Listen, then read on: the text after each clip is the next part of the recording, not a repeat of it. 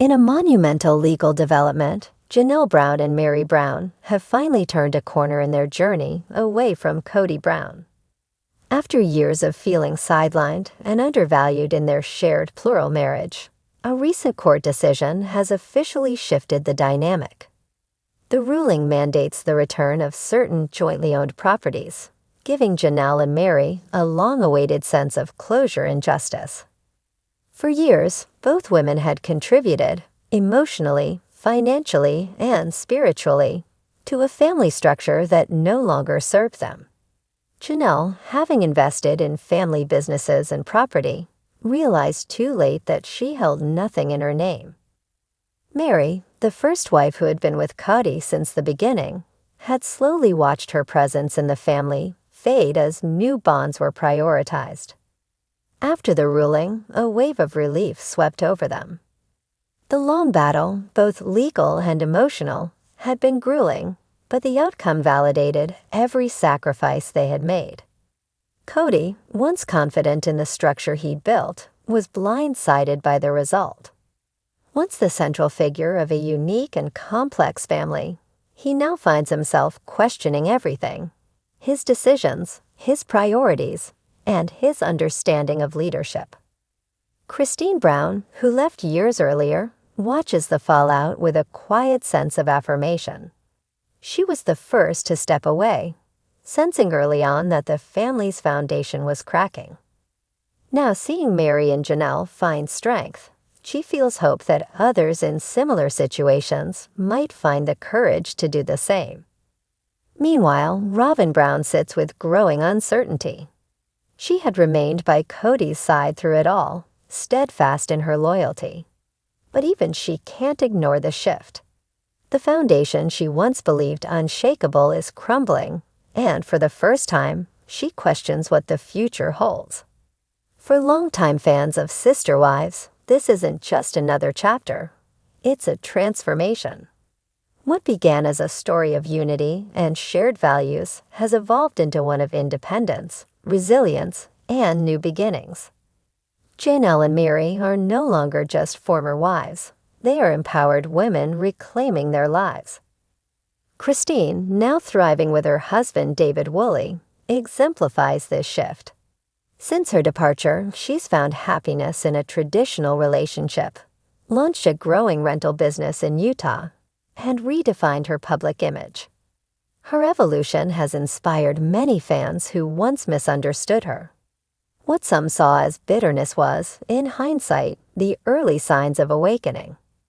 The idea of a spin-off following Christine, Janelle, and even Meri now feels not only possible, it feels necessary. Their stories of moving on, starting over, and supporting each other outside the structure they once shared have captured hearts. In contrast, Kody and Robyn now represent a shrinking circle, often reflecting on what was lost rather than what could be built. As the 20th season of Sister Wives approaches, viewers are left wondering if it's time for the show to evolve or end.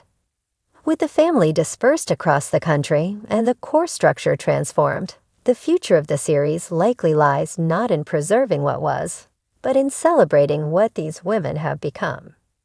Sister Wives changed television by offering a look into a lifestyle rarely seen on screen.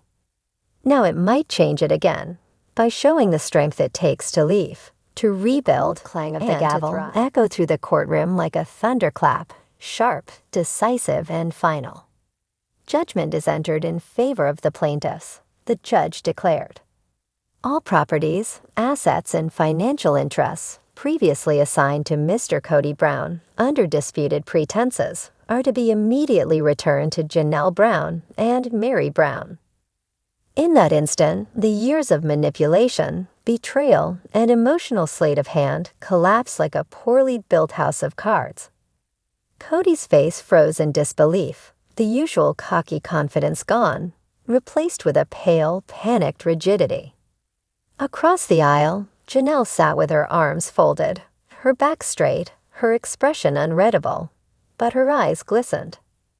Not with tears, but with vindication. Beside her, Meri leaned forward slightly, a calm strength radiating from her. The storm they had weathered together was over, and the skies were finally clear. This wasn't just a legal victory. It was the unmasking of a years-long illusion. The hidden game. For over 2 decades, the Brown family projected a facade of plural harmony. Under the guise of faith and family unity, Kody had managed to juggle 4 marriages, at least publicly. But behind closed doors, the reality was murkier. Tensions brewed, alliances shifted, and Kody's behavior grew more erratic and controlling. When Christine left, the world took notice. When Janelle distanced herself, they whispered. But when Meri and Janelle joined forces, that's when everything began to unravel.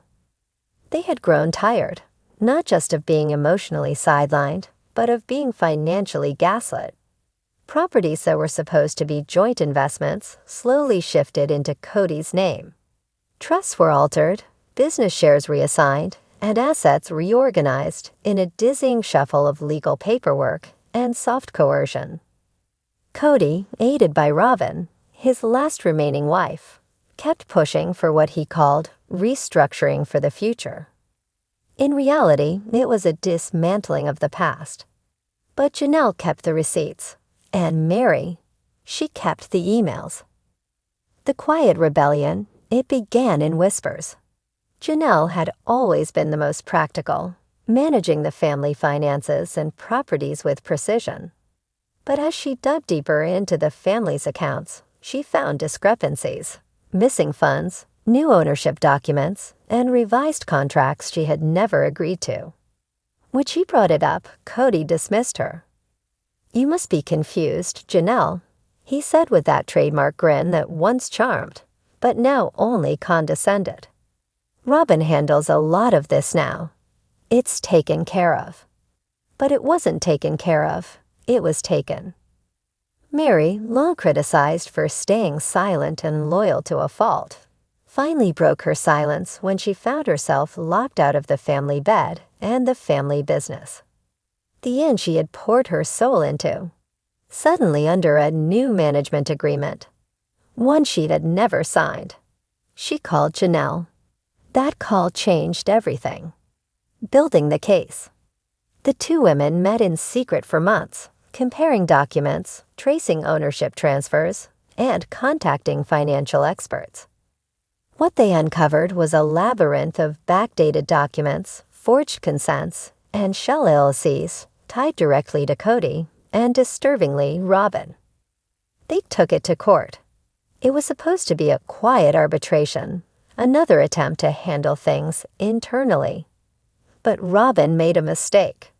She brought Aurora to one of the mediation sessions, and the young woman, overwhelmed and emotional, accidentally admitted that many of the decisions were made just to keep the houses safe in case the other wives left.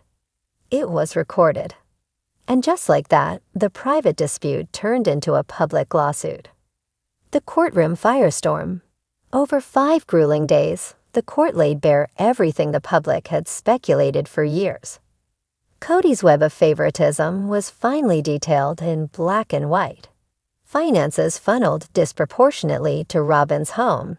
Secret bank accounts opened in Robyn's name, and property deeds quietly altered while Janelle and Meri were led to believe they were still co-owners. When Kody took the stand, he tried to charm the court, just as he had always done with his wives. "I was protecting my family," he insisted. "You have to understand, there's a lot of emotion, a lot of complexity in plural marriage. This is not about spiritual unions or emotional complexity. This is about fraud, coercion, and theft," she said. "You used your authority to strip these women of what was rightfully theirs." In the final hours, a dramatic twist sealed the case. Janelle's son Logan testified, presenting archived emails from over a decade ago showing Janelle's original investments into the family's Flagstaff and Las Vegas properties. He spoke calmly but firmly, cutting through the emotional fog Kody had cast. "My mom built this family's foundation. She paid the bills, balanced the books, and kept the peace while others chased dreams. She deserves justice. The jury took less than 4 hours. Aftermath: the rise of Janelle and Meri. As the courtroom emptied, Kody slumped into a chair, silent for the first time in years. Robyn was nowhere to be seen, having quietly exited during closing arguments, her expression unreadable but unmistakably shaken. Janelle stepped outside first, holding the court order in her hand like a shield of honor. Reporters swarmed, cameras flashed, but she didn't speak, at least not right away. Instead, she turned to Meri and smiled. "Let's go home." That evening, a live statement was broadcast on Meri's Instagram. Calm, poised, and measured, the two women sat side by side. "This wasn't about revenge," Meri began. "It was about truth. About reclaiming what we were told we didn't deserve." Janelle nodded. "We were made to feel like burdens, like we didn't contribute. But we did. And now we have the proof." Within days, the internet exploded with support. Hashtags like #JusticeForJanelle and #Meriwins trended.